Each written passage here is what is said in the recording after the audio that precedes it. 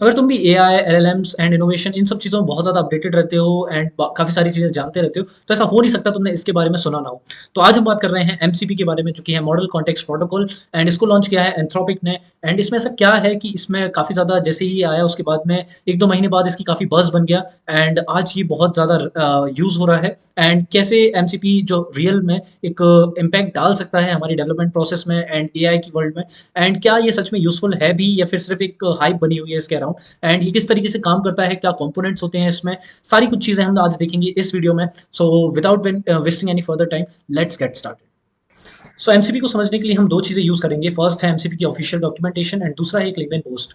सो MCP को आप एक ओपन स्टैंडर्डाइज्ड प्रोटोकॉल की तरह समझ सकते हो, जो कि आपकी एप्लीकेशंस को दूसरे डेटा सोर्सेज से कनेक्ट करने का एक तरीका है, जिसमें आपको अगर अपनी एप्लीकेशंस को कनेक्ट करना होता है, अपनी एआई एप्लीकेशंस को दूसरे डेटा सोर्सेज से, तो आपको एक स्टैंडर्डाइज वे ये प्रोवाइड करता है जिससे आप दूसरे डेटा सोर्सेज से कनेक्ट कर सकते हो। इसको आप एक यूएसबी सी टाइप केबल की तरह समझो, जिसको आप अलग अलग डिवाइसेस से कनेक्ट कर सकते हो, and USB to C port के लिए आपको ये अलाउ करता है। जैसे कि एक एग्जांपल देके अगर मैं समझाऊं, फॉर एग्जांपल आपकी एक एआई एप्लीकेशन एंड आपको गिटहब से कनेक्ट करना है, तो आपको गिटहब की एपीआई यूज करना पड़ेगा। एंड अगर आपको मान लेते हैं कि ब्राउजर यूज एक जो टूल है उससे कनेक्ट करना है, तो आपको उसकी एपीआई यूज करना पड़ेगा। आपको जितने भी टूल से कनेक्ट करना है, आपको मैसेंजर, स्लैक, किसी से भी कनेक्ट करना है, तो आपको उनकी एपीआई यूज करना पड़ेगा, एंड उन सबका कस्टम इंटीग्रेशन आपको अपनी एप्लीकेशन में करना पड़ेगा, जिस तरीके से अभी सारी जो सैस एप्लीकेशन होती थी वो डेवलप होती थी। बट प्रॉब्लम इसमें कहाँ है कि जितने भी ये सैस एप्लीकेशन आप डेवलप करते हो, उसमें बहुत लिमिटेड नंबर ऑफ जो टूल्स एंड डेटा सोर्सेस है वो हम यूज करते हैं। बट आजकल जो एआई एजेंटिक एप्लीकेशंस हैं, वो बहुत सारे number of tools and data sources use करते हैं।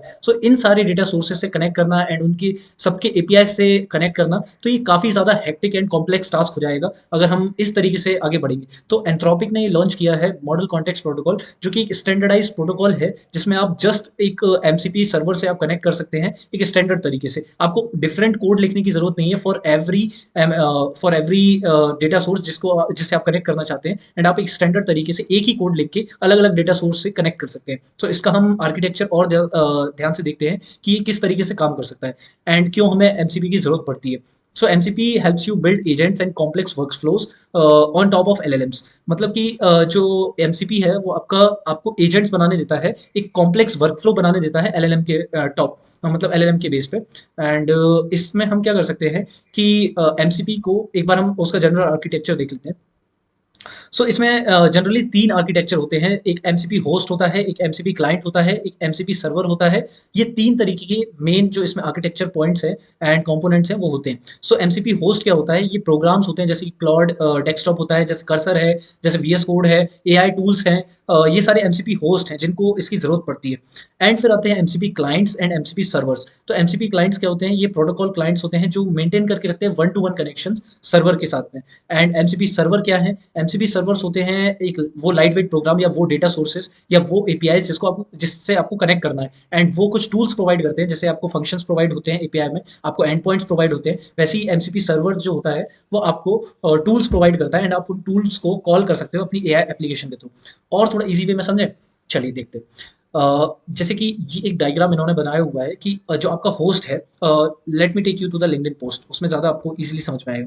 सो एमसीपी क्या है? जैसे कि आप यहाँ पे देख सकते हो, आपको गिटहब से कनेक्ट होना है, आपको स्लैक से कनेक्ट होना है, आपको हबस्पॉट से कनेक्ट होना है। तो ये सारे के लिए आपको अलग अलग डिफरेंट डिफरेंट कोड लिखना पड़ता है अगर आप ट्रेडिशनल वे में करते। बट क्योंकि एमसीपी यहाँ पर है, एक एमसीपी क्लाइंट के थ्रू आप यहाँ पे जो कि गिटहब है वो अपना एमसीपी सर्वर आपको देगा, एंड उससे आप अपनी एप्लीकेशन को कनेक्ट कर सकते हैं। ओके, जिस तरीके से यहाँ पे दे रहा था लोकल डेटा सोर्स ए, लोकल डेटा सोर्स बी, तो ये सारे आपके वो डेटा सोर्स है जिससे आपको कनेक्ट होना है। जैसे आपको गिटहब अगर यूज करना है, गिटहब की एपीआई यूज करना है, तो आप गिटहब का एमसीपी सर्वर यूज कर सकते हो। आपको स्लैक यूज करना है, स्लैक की एपीआई यूज करना है, तो उसकी जगह आप स्लैक का जो एमसीपी सर्वर है वो यूज कर सकते हो। सर्वर्स कौन बनाएगा? ये ऑफिशियल कंपनीज बनाएंगी, जो कि जिनके ऑफिशियल डेटा सोर्स होंगे, जिसकी टूल्स आपको यूज करने होंगे। एमसीपी क्लाइंट्स कौन होते हैं? ये क्लाइंट्स जो होता है, ये प्रोटोकॉल क्लाइंट्स होते हैं, एंड ये एक तरीके का प्रोटोकॉल होता है जो कि इनबिल्ट होता है उन प्रोग्राम्स में या सॉफ्टवेयर में, जिससे आप एक कनेक्शन बना सकते हो, एक एमसीपी कनेक्शन।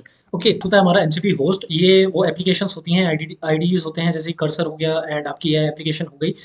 एमसीपी होस्ट और क्लाइंट्स जो होते हैं बहुत ज़्यादा क्लोजली रिलेटेड होते हैं, क्योंकि जहाँ पे आपका होस्ट होता है वहीं पे आपके एमसीपी क्लाइंट्स भी होते हैं, एंड वहाँ पे आपको एक सर्वर के साथ में, एमसीपी सर्वर के साथ में कनेक्शन बनाए रखने के लिए एक क्लाइंट कंपोनेंट वहाँ पे इंस्टॉल करना पड़ता है, रखना पड़ता है, जिसके वजह से आप वहाँ पे जो भी एमसीपी कनेक्शन है वो बना के रख पाते हो। सो आपका जो एमसीपी सर्वर है वो एक कंप्लीटली डिफरेंट एप्लीकेशन है, बट आपका एमसीपी होस्ट एंड क्लाइंट्स काफ़ी ज़्यादा क्लोजली रिलेटेड है। ओके, सो एंड बाकी आपके लोकल डेटा सोर्सेज हुए, ये आपके जैसे कि सर्वर्स हैं उससे कनेक्ट रहेगा, एंड रिमोट सर्विसेज हुई जैसे कि आप जो दूसरे सिस्टम्स हैं उससे कनेक्ट हो सकते हो लोकल डेटा सोर्सेज के अलावा भी।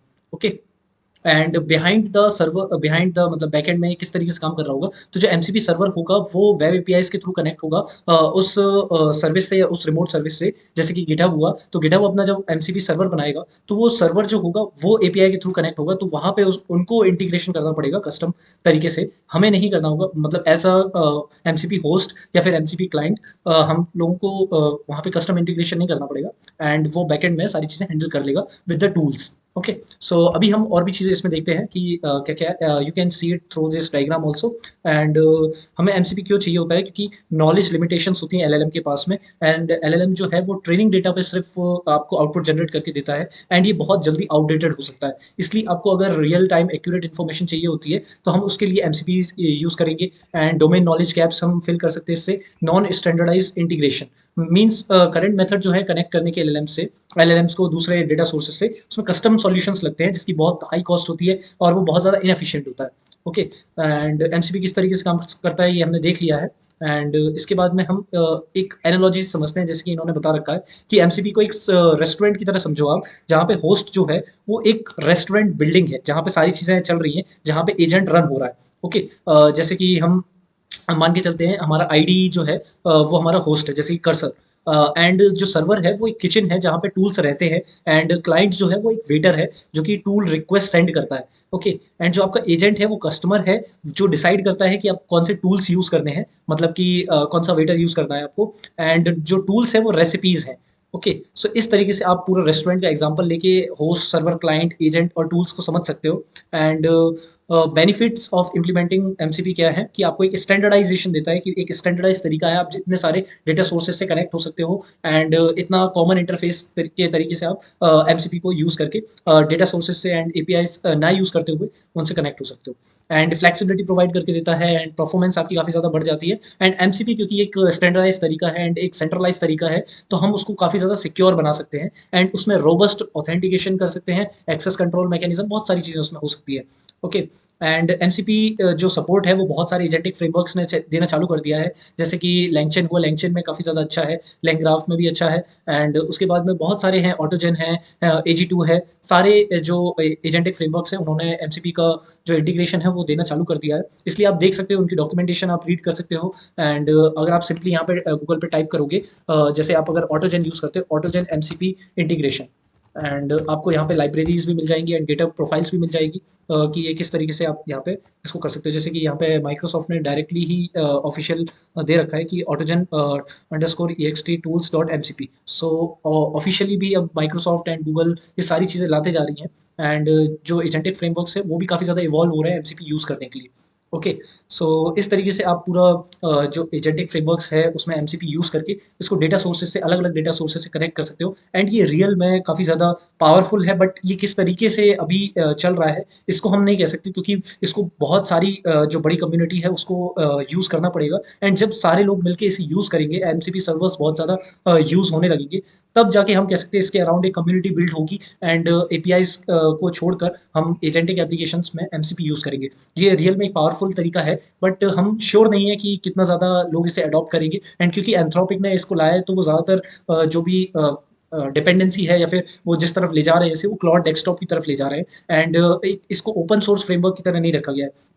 तो काफ़ी सारी इसमें अभी प्रॉब्लम्स हैं, एंड ये अभी उतना ज़्यादा डेवलप नहीं हुआ है, इसको यूज़ करते हुए बहुत ज़्यादा एप्लीकेशंस उतना डेवलप नहीं हुई हैं, बट ऑब्वियसली ये एक बहुत ही रेवोल्यूशनाइज तरीका है। अगर ये धीरे धीरे अडॉप्ट होता है तो ये काफ़ी ज़्यादा अच्छे तरीके से हम लोगों की डेवलपमेंट प्रोसेस को स्ट्रीमलाइन कर सकता है, एंड हम लोगों को काफ़ी ज़्यादा हेल्प होगी इससे। सो लेट्स सी ये किस तरीके से काम करेगा, and we will build that, and इसको यूज़ करते कैसे हैं इसके लिए मैं एक नेक्स्ट वीडियो डालूंगा। So you can also see that कि हम इसको प्रैक्टिकल में कैसे यूज़ कर सकते हैं, एंड अपनी एप्लीकेशंस के साथ में कैसे इसे कनेक्ट करा सकते हैं। सो आप उसको भी देख सकते हो, एंड हम इसको कर्सर में अप्लाई करके देखेंगे, जैसे कि हम GitHub and browser use and कुछ अलग अलग एमसीपी सर्वर्स को यूज़ करके देखेंगे। So that will be a very interesting video. So get connected with us and we'll see in the next video. Thank you.